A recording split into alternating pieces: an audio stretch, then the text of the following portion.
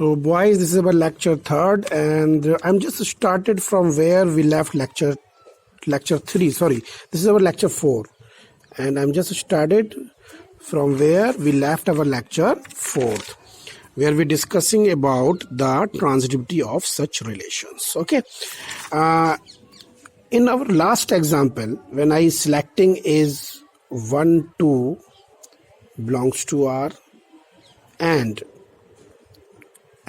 2 comma 3 by 2 belongs to R, it is clear that 1 and 3 by 2 also belong to R.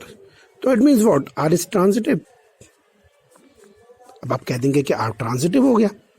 ऐसा नहीं होता. देखो बच्चों, अगर कोई रिलेशन किसी एक पर्टिकुलर एग्जाम्पल पे ट्रांजिटिव प्रूफ हो जाए तो वो ट्रांजिटिव नहीं होता है जब तक के वो पूरे सेट पे ट्रांजिटिव नहीं हो जाए.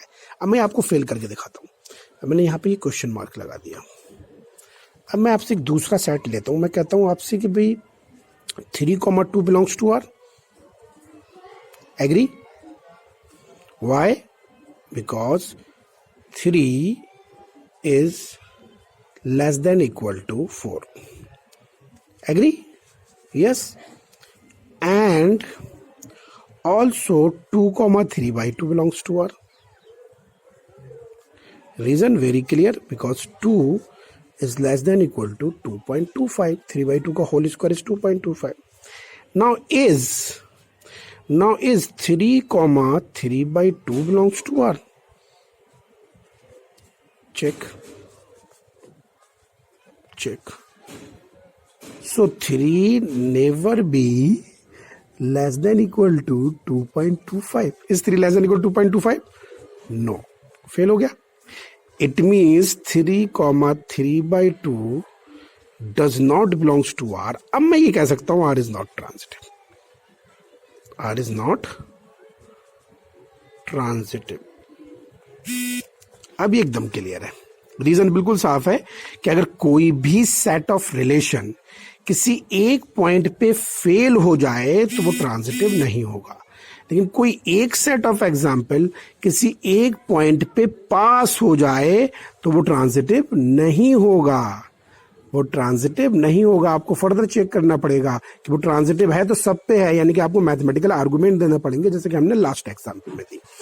इसी तरीके से मैं एक और सवाल लेके देखता हूँ. यहाँ पे छोटा वीडियो में बना रहा हूँ, इसके बाद एक वीडियो और बनाऊंगा. एक और क्वेश्चन में लेके देखता हूँ, क्वेश्चन नंबर 3. इसी तरीके की एक और प्रॉब्लम आपको मिलेगी बच्चों जब आप एक्सरसाइज में जाएंगे. R is a relation containing a comma b such that a less than equal to p q. ये भी बहुत इंटरेस्टिंग है. चेक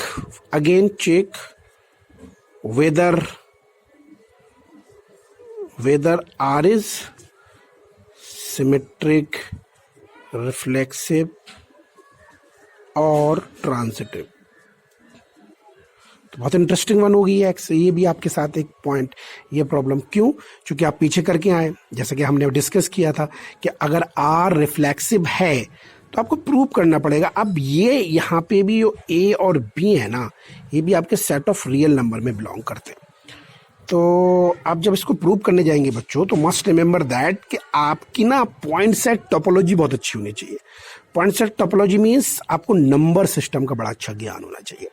अब देखिए, अगर मुझे इस पर रिफ्लेक्सिविटी का ही मैं एग्जांपल आपको लेके देखूं तो जो पुराना एग्जांपल है उसी को सेट करके देखते हैं. अगर ये रिफ्लेक्सिव है तो ए कॉमा ए आर के अंदर होना चाहिए. अगर ए कॉमा ए आर के अंदर होना चाहिए यानी कि a less than equal to a cube, तो ए की कोई एक वैल्यू ले लीजिए.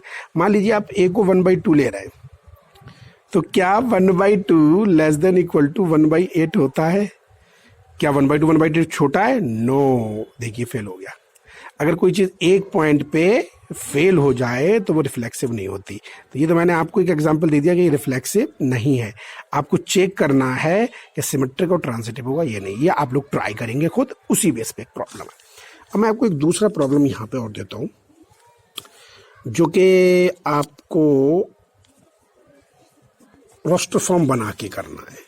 ठीक है, मैंने आपको एक रिलेशन दिया आर. ठीक है बच्चों, मैंने कहा R is a relation of containing order pair a b such that b is equal to a plus 1.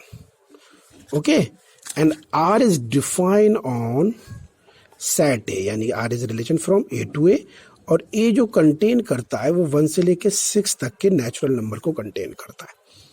अब अगर मैं आपसे इस रिलेशन को पूछूं कि भाई बताओ ये रिलेशन आपका रिफ्लेक्सिव होगा, सिमेट्रिक होगा, ट्रांजिटिव होगा, तो जब आपको कोई सेट मिल जाता है ना, जैसे यहाँ पे तो सेट बहुत बड़ा था, यहाँ पे तो सेट ऑफ रियल नंबर था, यहाँ पे सेट को मैंने छोटा कर दिया। जैसे कि मैंने आपको पिछले एग्जाम्पल में जब एक्सेस इक्वेशंस, जब आपको मैं डेफिनेशंस डिस्कस कर रहा था तब मैंने लेके किया हुआ था। तो ऐसे रिलेशन पे तो आप सेट बहुत इजीली बना सकते हैं इसकी रोस्टर फॉर्म। तो इसकी जब आप रोस्टर फॉर्म लिख लेंगे ना तो सारी चीजें साफ हो जाएंगी। तो अगर आपके पास सेट छोटा हो तो हमेशा उसकी रोस्टर फॉर्म लिख लीजिए ताकि आपको बड़ा इजी हो जाए। तो इसकी रोस्टर फॉर्म क्या होगी बताइए? इसका मतलब ये है कि डोमेन में 1 से लेके 6, कोडोमेन में भी 1 से लेके 6। तो जब आप 1 डालेंगे तो 1 + 1 2 मिलेगा, यानी 1 कहाँ जाएगा? 2 पे जाएगा।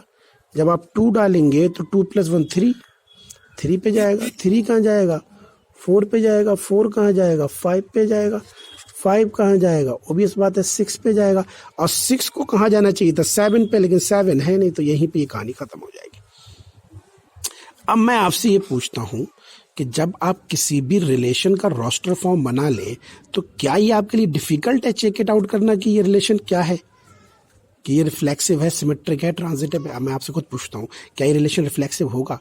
अगर ये रिफ्लेक्सिव होता, इफ आर रिफ्लेक्सिव, तो सीधी सी बात है आर क्या करता? आर अपने अंदर आइडेंटिटी को कंटेन करता, और इसकी आइडेंटिटी क्या होगी? इसकी आइडेंटिटी होगी 1 1 2 2 एंड सो ऑन, सारे सेम ऑर्डर पेयर 1 से लेके 6 तक के, 1 1 2 2 3 3 4 4 5 5 6 6। इसके अंदर तो एक भी नहीं है, तो क्या ये रिफ्लेक्सिव होगा? नो। आप कह देंगे 1 1 does not belong to R, it means R is not reflexive, R reflexive नहीं है। क्या ये सिमेट्रिक होगा? ढूंढिए। आप कहेंगे भाई 1 2 बिलोंग कर रहा है आर के अंदर, but 2 1 does not belong to R.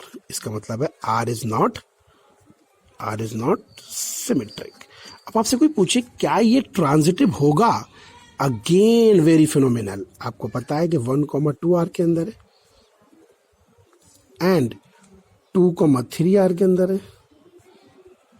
इसका मतलब है 2 से 2 देखिए कनेक्ट फिर हो गया, 1 3 आर के अंदर होना चाहिए। इट इम्प्लाइज 1 3 क्या आर के अंदर है? ढूंढिए जरा। नहीं है। 1 3 does not belong to R. इसका मतलब है आर इज नॉट ट्रांजिटिव। इसका मतलब है R not reflexive, not symmetric and not transitive. अब नेक्स्ट लेक्चर में बच्चों हम लेक्चर नंबर 5 जो हमारा होगा वहां हम प्रूव करेंगे कि एक रिलेशन इक्विवेलेंस रिलेशन है या नहीं। तो अब हम अपने लेक्चर नंबर 5 में इक्विवेलेंस रिलेशन डिस्कस करेंगे। Thank you so much.